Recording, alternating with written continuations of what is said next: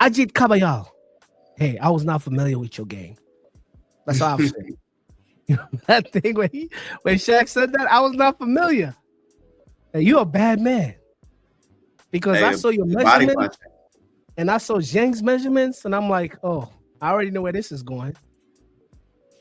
Fellas, did you let me hold up. Let me play a clip here. Like, cause this right here had me questioning like what's happening. Am I in what uh universe? like hold on, let me play. Let me There it is again. See, it's a little short right hand. Straight right hand that keeps backing up and hurting Zhang. And there he goes down for the real deal. The referee going to give him a count as Zhang, you can see it on his face. He's not getting up. It's going to take too much effort to get up. It's over.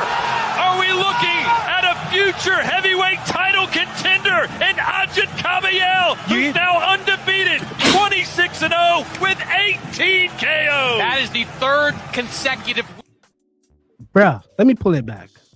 Agit Kabayel looks like my friend Yusuf, who gives me my gyros. Like every time I'm getting my gyros on like when I go like downtown Wichita, and I know my man Yusuf out there cutting his you know, I'm like, how is this dude beating Zhang? Like, look at his body type and everything. Yo, So body punching devastating. The look that Zhang had when he looked up to the heavens and was like, "Oh, get me up off this ground." He just couldn't do it. He couldn't do it. That's a look of like, I'm done. That was amazing. And he was actually the aggressor in the early part of the fight. We had a knockdown. He got knocked down in the previous round. He knocked down Kabayel. He knocked him down. Yeah, in the previous round.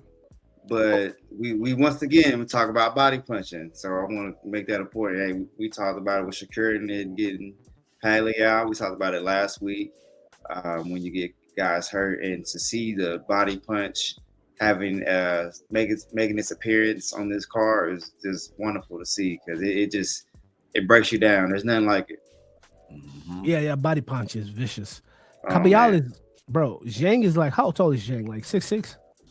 He's a mammoth. He's a big dude. Man, all the heavyweights right now just Kabayel is like 6'2". Like, but that's a big man. That man, that like man that chops wood. Yeah, but like the way he was like remixing Zhang there, it felt like a Chris Brown Ace Hood song, body to body. Pause. So I guess so. After this fight, chopping him like it was crazy because they were exchanging. Zhang was giving him body shots too. Pause. That sounds crazy, but they were just punching each other out and just going through each other. And Zhang is the one that quit. I feel like the referee could have stopped it, and then Zhang almost took the knee, but he didn't take the knee, and then the referee kind of pushed Kabayel, and it was kind of weird. At one time, I was like, "What's happening here?" They were saying he may have broke a rib, like he may have broke a rib but can't breathe. Yeah, with when you see the oxygen come out after something like that, there's some bruising. There's some deep internal injury going on right there. When the breathing is labored, and the medical staff gets wind of that, pun intended. Majama also did oxygen, but he said he had like tuberculosis or something.